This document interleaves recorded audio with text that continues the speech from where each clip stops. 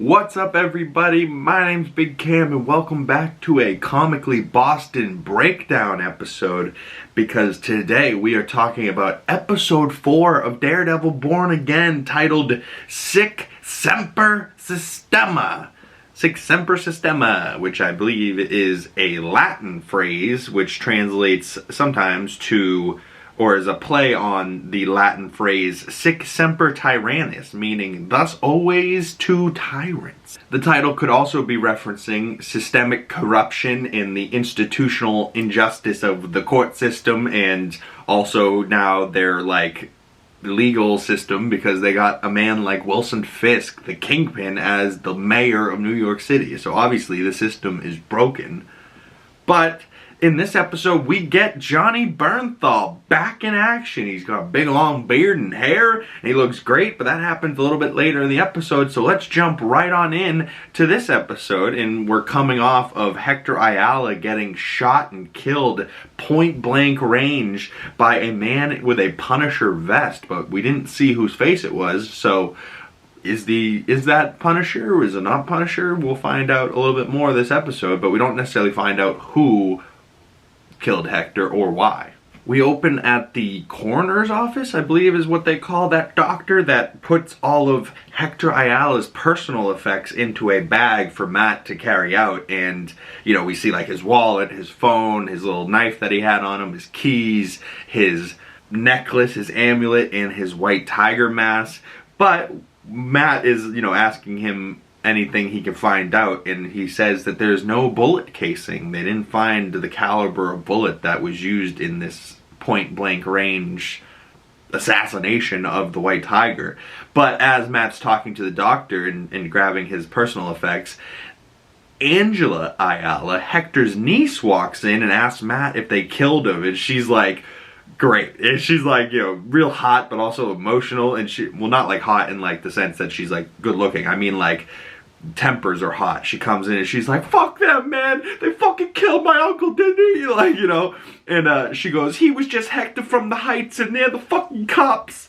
And she had a couple great lines, but you know, this Angela Ayala could potentially be the future White Tiger. And yeah, that's kind of cool. She seems like a smart young girl, and she seems like she's got quite a temper and a great, you know, voice. And she's young, so maybe she's a young Avengers. Maybe she's just, you know, goes down the road to become a villain in the future. Maybe she just comes down the road to become the White Tiger in the future, to fight crime for New York City and be a good guy. Who knows? We then see Punisher graffiti that says triggered, and meaning maybe the cops are a bit trigger happy. But we also see that it's like MUSE art clearly all over the city that's getting painted by MUSE, but we haven't really seen MUSE yet until now, where we see MUSE is carrying a body down the train tracks and looks directly into camera and gives us a good look at his blood mask and like his crazy white mask with this like blood drips coming down his face, and like, why is he carrying these people away? Why does he look like this? Why does he keep putting art up around the city, but he's been pretty quiet, you know, all in all? Maybe he's gearing up for something big. And all of that was just before the intro, and then the wonderful intro with the marble cracking. But then we cut over to a club with loud music, and Daniel Blake's there with BB Urich, and he's up real late, and he's saying that he's got to go meet Fisk in the morning, and she keeps feeding him drinks and ketamine, and he's doing drugs with her, and yeah, he's just all messed up. But he accidentally lets slip to BB that Fisk might be cutting the unions, and he's trying to do something with the garbage and you know, trying to fix the city, but he also might be trying to cut out unions, which would make unions real upset.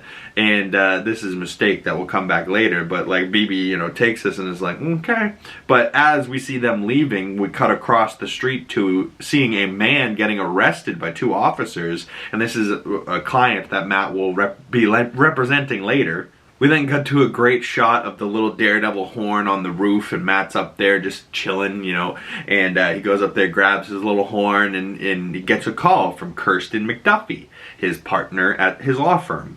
And she tells him to go downtown to do a freebie, and meaning that like they owe another law firm to represent one of these like drunk tank people, and there's like a bunch of them in this cell, and Matt goes down there and just represents one of them, and it happens to be the guy that got arrested for stealing like a cereal snack or something like that, or caramel like somethings. I didn't necessarily think it was important, so I didn't write down what the snack was, but, you know, he stole some food, and, you know, is saying, I didn't do it, man, what? Come on. But he definitely did it. We then cut to Vanessa and Fisk at Heather's couple counseling, and they're getting to Adam, and she starts talking about, like, what she liked about Adam, and Heather's like, what made you feel connected to him? What'd you like about him? And Fisk is like, can we not do this? And she's like, please sit in the uncomfort. And she says that she liked Adam's hands and liked his sketches, and she's mad at Fisk that he left, and she didn't know if he was coming back, and he's like, I always come back, you know I would. And she's like, I didn't know that, come on. And we get to the fact that him leaving reminded her of her father leaving when she was a kid, and he would leave at long times, and he would treat her mother poorly, and she never respected her own mother for this because of the way she let her father treat her. And so this is where, you know, the real anger stems from Vanessa and her childhood, but also she, you know, has feelings for this Adam. She doesn't know where he is, that type of stuff. But, you know, we find out that, you know, they both don't know where Adam is. And Heather asks, did you end the affair? And she's like, I didn't get a chance to. Adam's missing. And they're like, she's like, where is Adam? Oh, I don't know. And then Vanessa's like, well, Fisk, you said you talked to him, didn't you? And he's like, yes, I just talked to him. I didn't do anything with ill intent.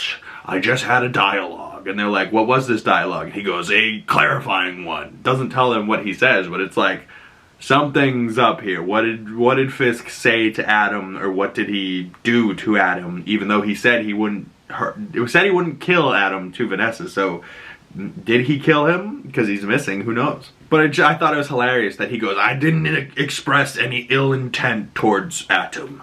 And I'm like, really? Coming from the guy that used to say that he was the ill intent? I am the ill intent. And yeah, fuck you, Fisk. Heather says that they both need to think really hard and long if they want to dissolve their marriage or repair their marriage, and what they're actually doing here. But either way, they both need to practice forgiveness, and they need to get better at it. We then see Heather ask Vanessa to stay behind privately for a moment, and she asks if she feels safe in her marriage. And Vanessa's like, oh, you're so sweet. My husband is capable of many things, some of them very extreme, but hurting me is not one of them.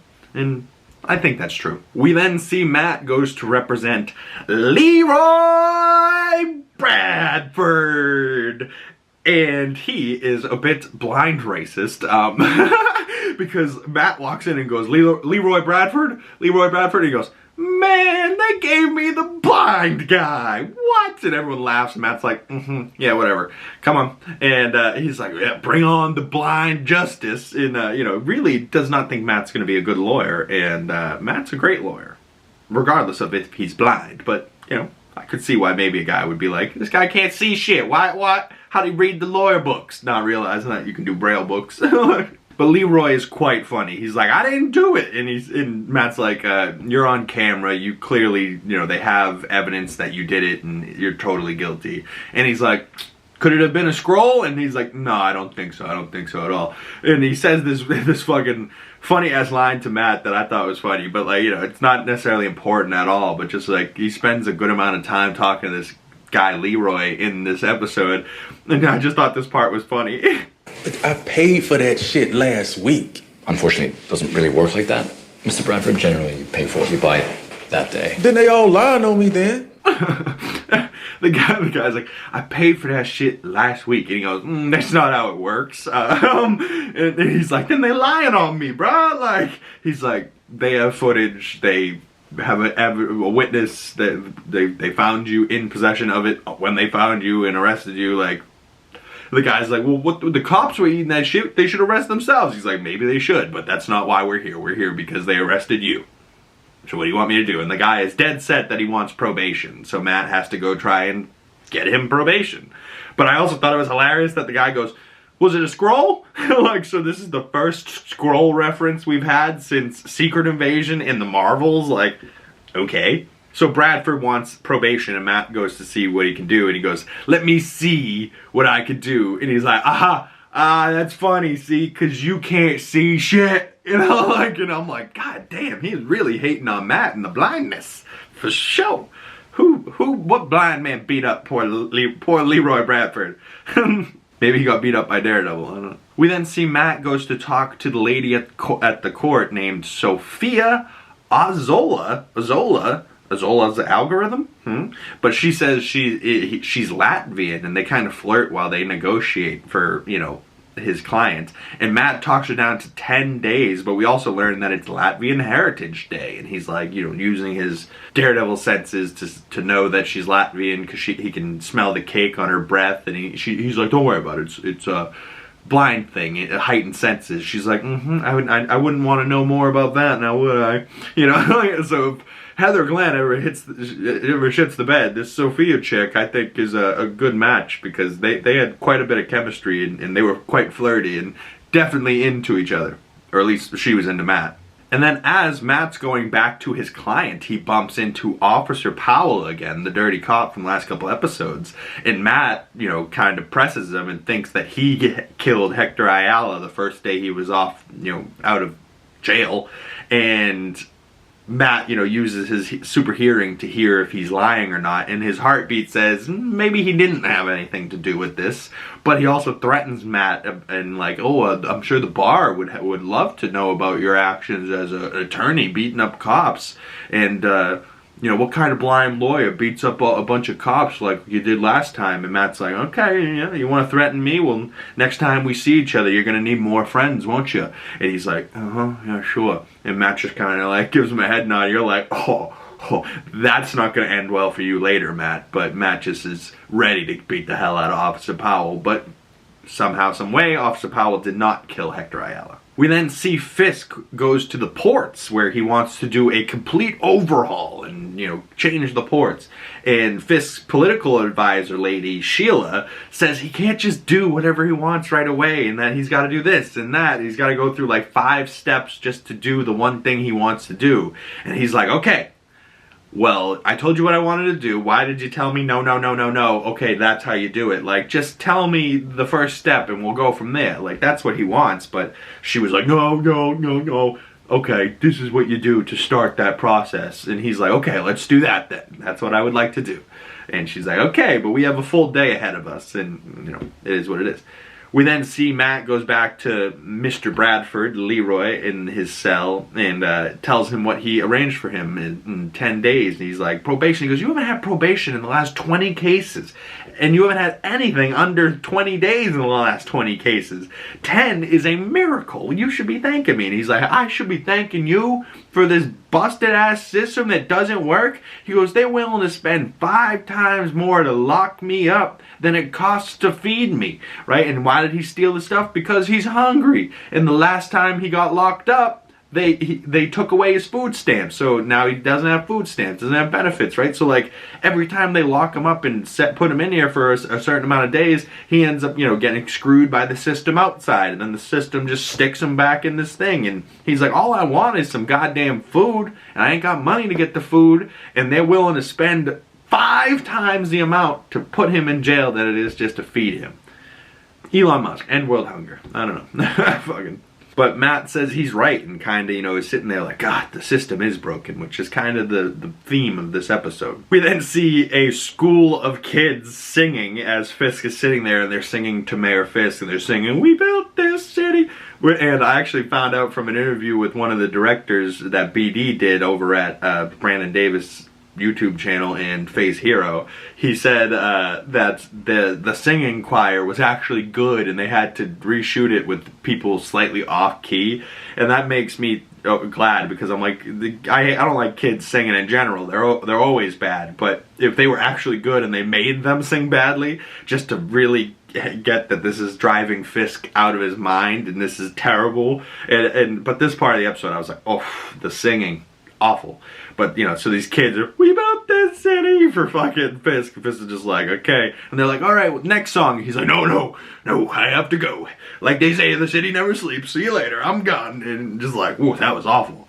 But as the kids are singing, Daniel sees a post that BB Yerg posted, and she posted an article that says, Fisk, Mayor Garbage, a union buster. So now uses that little information that he gave her to shit all over Fisk, and you know, this is not good look for Fisk being called Mayor Garbage and a union buster.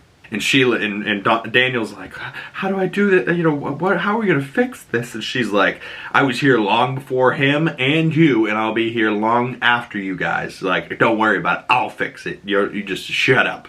You know, like, and Sheila gives him some attitude at first, but you're like, ooh, damn. Poor Michael Gandolfini's character, I don't think is very long for this world. So Fisk then finds out what's going wrong, and finds out about the article, and he's pissed, and he's like, where am I? You know, like, he doesn't even know where he is in his own city. And she's like, listen, this is the job, like, you have to do this. And he goes to a Latvian Heritage Day where he has to speak, and as he goes to speak, he has to listen again to more singing, but this time a Latvian version of, we built this city! And he just sits there, and you see him just kind of struggling to hold it together in front of the cameras, but then behind the cameras, he's boiling over, and we see that, you know, he's really letting his team have it, and we see that kingpin anger is still in there somewhere, but he only directs it, you know, when he's not on camera, when he's not presenting this, you know, clean face. I'm the mayor, haha, I'm clean.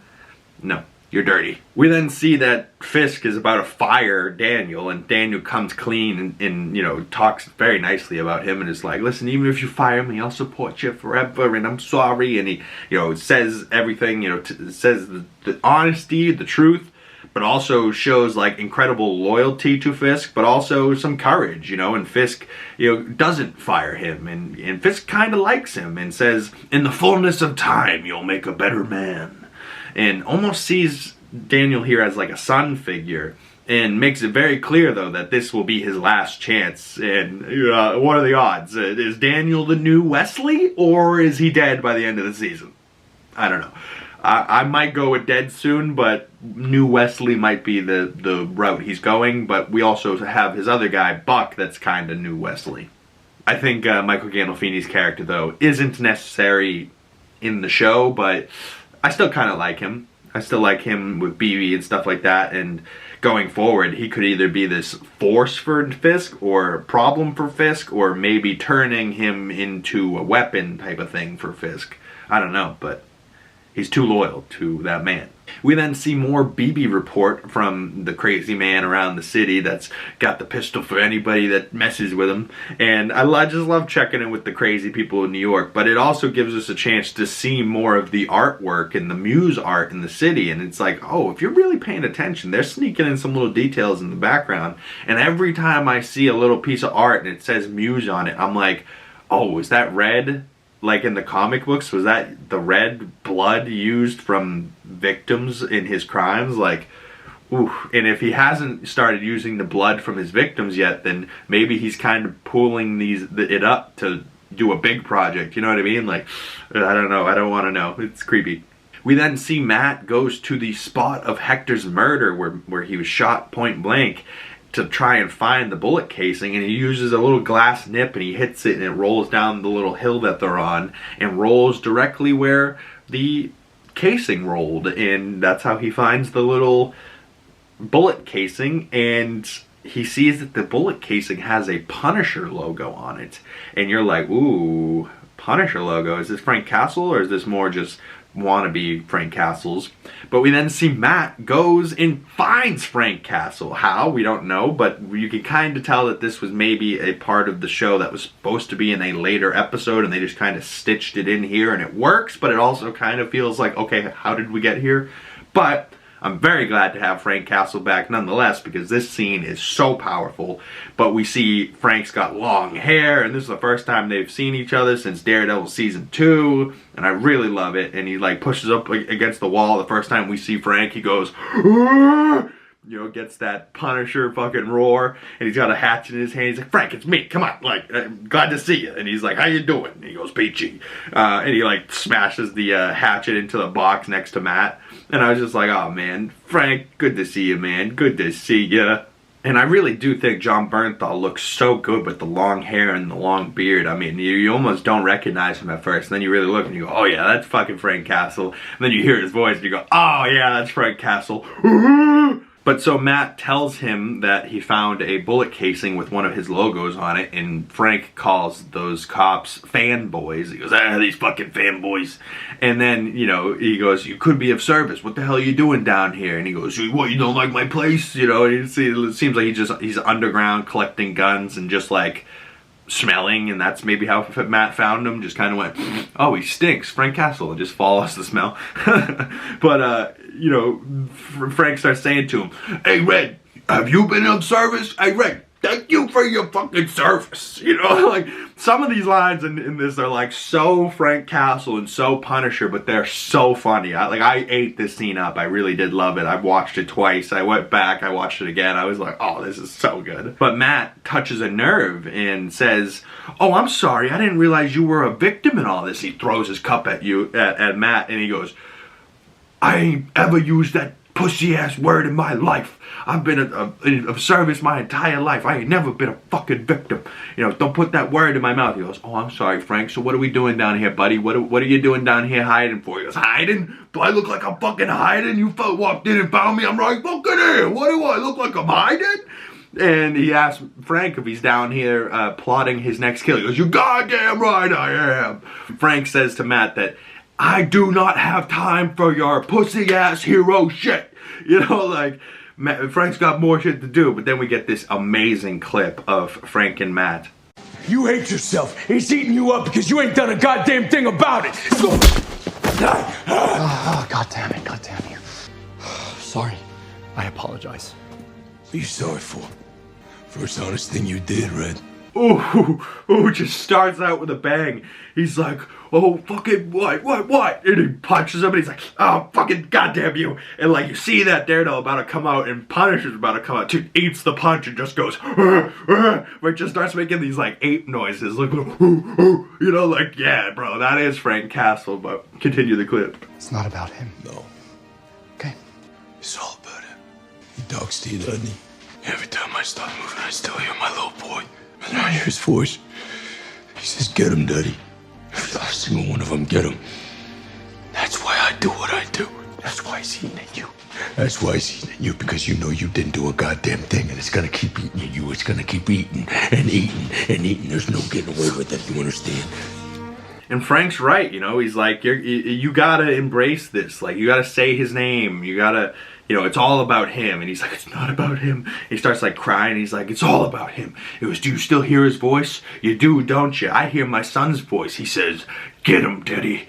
Get him all. You know, and you're like, damn, bro, that's so Punisher. But imagine just this little boy with the Punisher's voice going, get him, Daddy. Get him, Daddy. You know, it's a great line. But, you know, Matt gets very emotional, and this is the end of the clip. I ran him down. Oh, for Christ's sake. I did what I had to do. And I let the system take care of the rest. Oh, you and your goddamn system. You and your goddamn system. Christ! So what now? Everyday Bullseye goes to the chow hall, eats his slop. You know he gets to breathe the same air that you breathe. You feel good about that? He got life! How about old Foggy? He got life. Foggy. He was the kindest, purest soul I ever met. And guys like you and me, we could work a lifetime and never measure up to his decency.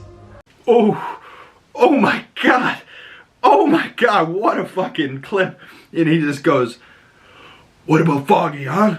Did he get life? You know, he's like, he got life, huh? What about Foggy? He get life? You know, he just gets all emotional and like, ooh. And he goes, guys like me and you, ooh. This is just tough, heartbreaking stuff, but so like real and so true and honest. And you're just like, Frank's sitting here with his hands out. You're just like, welcome back, Frank. Welcome fucking back. He goes, what, you don't like my place? But wow, what a clip. Matt, so emotional, you know, really sad, and you know, Frank's like really the only person that knows what he's going through. This is almost a therapy session here for Matt. Are you of service, Red? You know, like some great just punishing lines. He goes, you lost him, didn't you, Red? You lost him. first honest thing you did, Red, right? He punches him in the face. He's like, what are you sorry for? That's the first honest thing you said here. And then he says, Foggy. He finally says his name. Won't say his name the whole clip. He finally says Foggy. And he goes, Foggy was the kindest, purest soul I ever met. And guys like me and you, we can work our entire lifetimes and never measure up to his decency. Oh, what a powerful clip. And you're just like, damn, he's right. Like, Foggy was the heart and the pureness and the soul of Matt and the city. You know, like, this is what kept Matt good and kept him on the side of the righteousness, you know. Well, we see Matt says, you know, the line about Foggy is more decent than they ever will be, and then he says, goodbye, Frank, and leaves. And then we cut over to Vanessa and Fisk having a drink by the fire and talking some more. And Fisk talks about his father when he was a boy and how he taught him how to shake hands and, you know, read people and hurt people, and he never learned forgiveness. So he's trying, but she's got to work with him a little bit. He's trying here, but he's a brutal man. He doesn't know how to forgive and forget and be nice. You know, he's a kingpin. He's kingpin. But Vanessa says people change, you know, and she's a different person from when he left. And he says, no, you're not, are you? You're something even more extraordinary, right? So he's like, he realizes that she is different from before, and she is different. She's much more of a queen pin now. She's not just the art gallery lady. She's the queen pin of crime. Like, she's a boss. She's a powerful figure herself. She doesn't just want to be sitting in a home waiting for him to get back from his day of being a mayor, right? Like, she wants to be involved. And she knows that he's not telling her something. But we see Matt goes back to his apartment and finds Heather's there, up waiting for him, and they're up to a point where she's a girlfriend level of staying at his place. And Matt says, I got pretty used to coming home to an empty apartment, and now I can't imagine you not being here. And she goes, good answer. And then we get some sex, off camera, but, you know, Matt still fucks. We then get a shirtless shot of Matt, and my only question is, now that I have the first 3 Netflix Daredevil seasons on the mind, where are Matt's scars? It does seem like he's got a few of them, but they're really faint. And I don't know about you, but my scars don't just fade away that quickly. I mean, it takes like 25, 50 years for scars to fade away. And some of them never do. You know, you always have that scar tissue and that type of stuff. And Matt had, you know, crazy cuts across his chest, his back, his stomach, right? Like, where are his injuries from the Netflix Daredevil? Now, granted, not the biggest deal that they brushed on past this. They're like, oh, it would be maybe harder for the makeup department to do this every time he's shirtless. Or maybe Matt, you know, Charlie Cox just doesn't want to have, like, weird little makeup chunks on him for the scars. That could be probably annoying. But, you know, it's a little detail that somebody from the other show that, like me, and I'm like, where's his scars? But if you see closely, his cross that he has around his neck is the same cross that his mother Maggie, Sister Maggie at St. Agnes, gave him in the season 3 of Daredevil. But Matt's laying in bed next to Heather, and, you know, he kind of can't sleep, and after they fucked, and he then goes up to his upstairs roof, where we see that he has his own hidden area with suits. And you know, I thought he wasn't Daredevil anymore, but why does he have 4 or 5 suits in different colors upstairs in this hidden room? And he goes up there to practice at night, and he's practicing swinging around his baton. But at the same time, we see that Fisk also has a hidden area where he drinks wine and sits down and has this big plate of food with pasta and sausage and big glass of wine. And you're like, huh, so he's eating this great meal after hours, but, you know, this is his, like, cheat meal, because during the day he's only eating like half an egg. So maybe that's why he cut back his morning breakfast routine, because he's having second big dinners, you know what I'm saying? But for a guy that's having second big dinners after hours, he looks thin, you know, he doesn't look like a big boy like he maybe was in the past. And we see Fisk walk by his rabbit in the snowstorm that he clearly still has, but in this hidden area, and it's got his blood splattered on it, and he kept it. He likes how the blood looks on his rabbit in the snowstorm. And, you know, he sits there and eats dinner, and we learn that he has Adam alive, tied up, and like he's got long beard and long hair, so clearly Adam has been here for a long time. But Fisk told Vanessa he wouldn't kill him, so maybe he's just slowly waiting for him to die on his own accord, you know, from starvation or something. Or maybe Fisk lets him lick the plate at the end to keep him alive. Like, oh my god. But either way, you know, you're like, oh my god, he has Adam locked up, so clearly Kingpin is still in there, and he's, you know, so every time we've seen like blood on his knuckles, he's been beating up Adam, or like, you know, taking out his anger on Adam in this hidden place.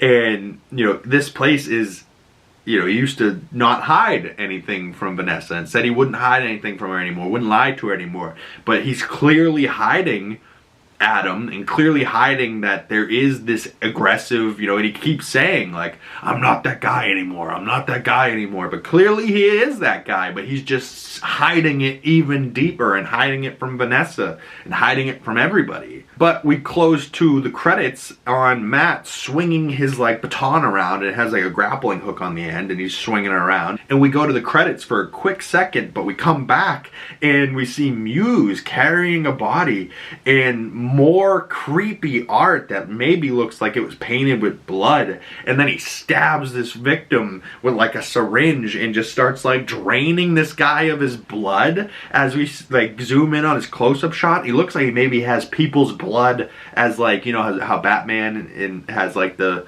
eye black under his cowl. Maybe he's got like people's blood under the cowl to like, you know, be his eye black, and then he's got the blood dripping down the face, and that could be real blood, not just like paint. Wild. This guy of Muse, they teased him just a little bit in this episode, but if this is the big bad of the season, Muse is terrifying already. But this is the end of the episode, so credits roll on episode 4, leading us into next week, which I believe is episode 5 and 6, a double episode next week. So comment below if you would want me to break down individual episode 5 and then episode 6, or do a combined episode next week, just a longer, chunkier version. Let me know. Maybe some of you aren't getting into this series yet because you're waiting for the Netflix Daredevil videos to come out. If so, Netflix Daredevil Season 3 video comes out Friday. The full breakdown of that season also has Daredevil, the Defenders verse breakdown in there. Quick little recap of Defenders at the beginning of that video. But now, Netflix Daredevil Season 1, 2, and 3 season recaps are on the channel, and breakdowns for episodes 1, 2, and 3, and now 4 are on the channel for Daredevil Born Again as we continue this show on for the rest of March and into April. Thank you guys so much for coming on by. If you would like to support me and my other social medias, links down in the description below. And if you've made it this far and you want to support the channel, the best way to do that is by sharing this video with a friend, subscribing if you haven't yet, commenting below, liking this video. All great ways to help the video get out into the algorithm and get some activity on it. Thank you guys so much for stopping on by. My name is Big Cam once again, and I will see you beautiful people in the next one. Peace.